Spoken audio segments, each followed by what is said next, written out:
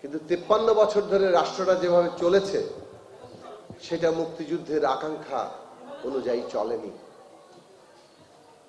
মুক্তিযুদ্ধের মধ্যে স্পষ্ট ঘোষণা ছিল রাষ্ট্রটা সাম্য, মানবিক মর্যাদার, সামাজিক ন্যায় বিচার প্রতিষ্ঠা করবে তার নাগরিকদের জন্য। কিন্তু সেই প্রতিশ্রুতি 53 বছরে আমরা অর্জিত হতে দেখিনি, বরং অনেক ক্ষেত্রে উল্টো পথে বাংলাদেশ চলেছে। এবং 53 বছর পরে আমাদের ছাত্র, শ্রমিক, তরুণরা তারা আবারও বুকের রক্ত দিয়ে বাংলাদেশের ওই গতিমুখটাকে আবারও সামনে ধরেছেন। ৭১-এর যে প্রতিশ্রুতি রাষ্ট্র হবে সাম্য, মানবিক মর্যাদার, সামাজিক ন্যায় বিচার প্রতিষ্ঠার জন্য, আজকে আমাদের তরুণরা তারা বৈষম্যহীন বাংলাদেশের স্লোগান তুলে ১৬০০ উপরে ছাত্র, তরুণ যারা নিজেদের শাহাদাত বরণ করেছেন, অসংখ্য ৫০০ থেকে ১০০০ হবে যারা সরাসরি অন্ধ হয়ে গেছে, ৫০,০০০ এর উপরে বেশি আহত। বোঝা যায় কি বিপুল আত্মত্যাগের মধ্য দিয়ে আমাদের ছাত্র, শ্রমিক, তরুণরা তারা এই লড়াইয়ে যুক্ত হয়েছিলেন। চাকমা, মারমার প্রত্যেকের অংশগ্রহণ ছিল, নারী পুরুষ প্রত্যেকের অংশগ্রহণ ছিল। আর এই দেশের সংখ্যাগরিষ্ঠ খেটে খাওয়া মানুষ, তাদের সংখ্যাই বেশি। শ্রমজীবী তরুণরা সবার আগে বুক পেতে দিয়েছেন যেভাবে লড়াইয়ে, তা আমরা দেখেছি।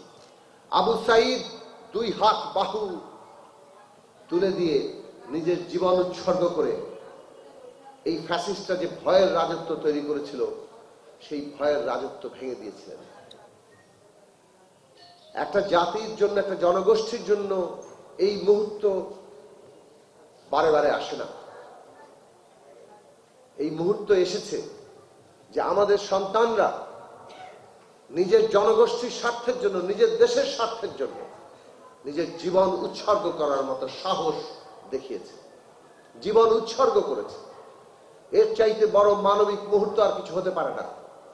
এবং এই যে মানবিক মুহূর্ত সৃষ্টি করেছে আমাদের সন্তানরা, সেই তার যে দায়, সেই দায় আজকে আমাদেরকে বহন করে চলতে হবে।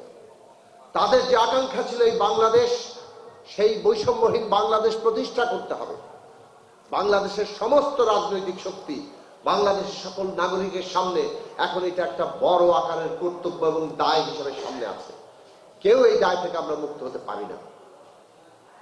আমরা যদি বাংলাদেশকে ওই বৈষম্যহীন বাংলাদেশ করতে না পারি, তাহলে সরাসরি সেটা আবারও শহীদদের সাথে বিশ্বাসঘাতকতা হবে। এই দেশ একবার শহীদদের সাথে বিশ্বাসঘাতকতা করেছে। সামনের বাংলাদেশ যাতে শহীদদের সাথে বিশ্বাসঘাতকতা না করে, তার জন্য আমাদের রাজনৈতিকভাবে ঐক্যবদ্ধ হওয়া দরকার। ঐক্য মানে কি সেটা আমাদের পরিষ্কার হওয়া দরকার। ঐক্য মানে এখন এই নয় যে সব দল মত সবকিছু নাই হয়ে যাবে, সবাই এক দল কিংবা একই চিন্তা করবে। ঐক্য মানে হচ্ছে দল মতের পার্থক্য থাকবে, কারণ সেটাই গণতন্ত্রে থাকে। কিন্তু আমরা এমন একটা গণতান্ত্রিক রাজনৈতিক ব্যবস্থা গড়ে তুলব যেটার মধ্যে এই দেশের রাজনীতি হবে। আওয়ামী লীগ কি করেছিল? সবার হাত পা বেঁধে স্টেডিয়ামের বাইরে ফেলে দিয়ে বলে যে তারা খেলবে না, একা একা খেলে ঠিক মতো, তাও তারপরে গোলে ঢুকাতে পারেনি। অন্যরা এসে হামাগুড়ি দিয়ে ঠেলে তাদেরকে গোলে ঢুকিয়েছিল। ৭ই জানুয়ারি দেখেছেন না কি করেছে? তো ওই ছিল তাদের খেলা। আমরা বলতে চাই, বাংলাদেশের মানুষের আকাঙ্ক্ষা হচ্ছে, আমাদের শহীদেরা বলেছে আমাদের দেশের মানুষ চায় এমন একটা রাজনৈতিক ব্যবস্থা যেখানে সবাই নিজেকে অংশীদার মনে করবেন, সেই রাজনৈতিক ব্যবস্থার মধ্যে তার রাজনৈতিক চর্চা করতে পারবেন, কেউ কেড়ে নিতে পারবে না। রাষ্ট্র সেই গ্যারান্টি দিবে যে বাংলাদেশে ধর্মীয় পরিচয়ে যাই হোক না কেন, মুসলমান, হিন্দু, বৌদ্ধ, খ্রিস্টান কিংবা তার বিশ্বাস যাই হোক না কেন, রাষ্ট্রের কাছে সবাই হচ্ছে নাগরিক। রাষ্ট্র কোন নাগরিককে ধর্ম পরিচয় কিংবা কোনো বিশ্বাসের কারণে তার কোনো অধিকার ক্ষুণ্ণ করবে না। রাষ্ট্র কোন নাগরিকের জাতিগত পরিচয় যাই হোক না কেন, বাঙালি, চাকমা, মারমা, তার পরিচয়ের কারণে তাকে তার অধিকার ক্ষুণ্ণ করবে না। রাষ্ট্র নারী কিংবা পুরুষ কিংবা অন্য যে কোনো লিঙ্গীয় পরিচয়, যে পরিচয় হোক না কেন, কোনো ব্যক্তি কোনো নাগরিকের অধিকার ক্ষুণ্ণ করবে না। কাজে এইরকম একটি ধর্ম, জাতি, লিঙ্গীয় পরিচয়, রাজনৈতিক বিশ্বাস, জীবন চর্চা, এটা যার যার ব্যক্তিগত ব্যাপার, কিন্তু রাষ্ট্রের কাছে প্রত্যেকের নাগরিক সেই অধিকার এবং মর্যাদা প্রতিষ্ঠা করবে। এইটা বাংলাদেশের ছাত্র তরুণরা রক্ত দিয়ে এই আহ্বান প্রতিষ্ঠা করে গেছে। এইটা বাংলাদেশে থাকতে হবে। কোনোভাবেই যদি কোনো দল, কোনো মতাদর্শ, কোনো কিছুর মাধ্যমে এটা খর্ব করার চেষ্টা করে, আমাদের সেই জায়গায় ঐক্যবদ্ধভাবে রুখে দিতে হবে। বাঙালি বনাম মুসলমান, সাংস্কৃতিকভাবে বিভাজন করো, এই বিভাজন অতিক্রম করতে হবে। বিভাজন অতিক্রম করলেই আমরা ওই ঐক্যবদ্ধ রাজনৈতিক ব্যবস্থাটা গড়ে তুলতে পারি। আমাদের ঐক্যবদ্ধ রাজনৈতিক ব্যবস্থা মানে একদল লোক দেশের পুরো অর্থনীতির অর্ধেক লোপাট করে বাইরে পাচার করে ফেলবে। এই যে আমাদের শ্বেতপত্র তৈরি করা হয়েছে এবং গত 15 বছরে কি ভয়ঙ্কর লুটপাট হয়েছে। $500 বিলিয়ন অর্থনীতি আমাদের পুরো আকার, $200 বিলিয়ন উপরে পাচার হয়ে গেছে, লুটপাট হয়ে গেছে। আর এই দেশে যারা সম্পদ তৈরি করে তারা 3 বেলা ঠিক মতো খেতে পারবে কিনা সেই নিশ্চয়তা থাকে না। বহু মানুষ আছে রাতের বেলা ঠিক মতো না খেয়ে ঘুমোতে যেতে হয়, বাড়ি ভাড়া ঠিক মতো পান না, দিতে পারেন না, তার ছেলে মেয়ের লেখাপড়ার নিশ্চয়তা নেই, তার স্বাস্থ্যের খবর নেই। আজকে এই যে ভয়ঙ্কর বৈষম্য, এই ভয়ঙ্কর বৈষম্য টিকিয়ে রেখে বাংলাদেশ গণতান্ত্রিক জায়গায় দাঁড়াতে পারবে না, ওই নাগরিকের মর্যাদা প্রতিষ্ঠা করতে পারবে না। কাজে অর্থনৈতিক দিক থেকে বাংলাদেশের ভবিষ্যৎ কি হবে?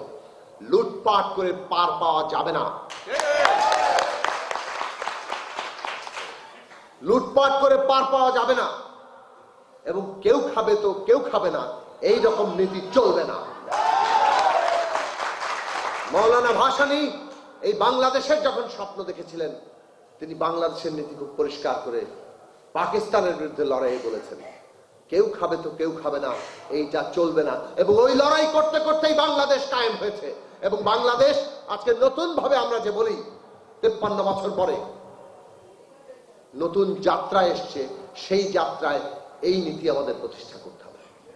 আর তা যদি করতে হয়, রাজনৈতিকভাবে আমাদের এমন একটা ক্ষমতা কাঠামো দরকার, যে ক্ষমতা কাঠামো, ক্ষমতার ভারসাম্য এবং জবাবদিহিতা থাকবে।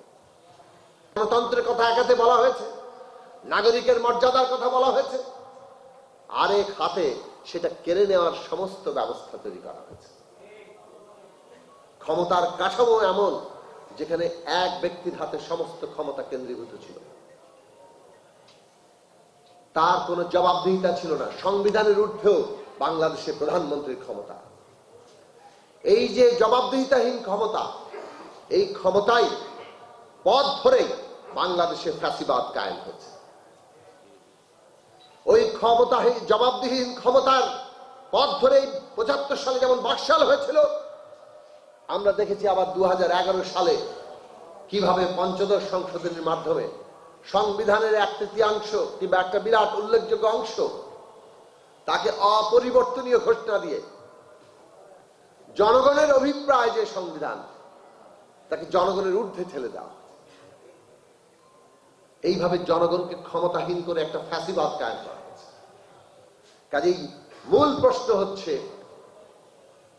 এই যে এত বছর একজন আইনজীবী আমাদের এখানে বলে গেলেন যে কোন ব্যক্তিকে আইনানুগ প্রক্রিয়া ছাড়া, বিচার ছাড়া তার জীবন কিংবা তার সম্পদের ক্ষতি করা যাবে না।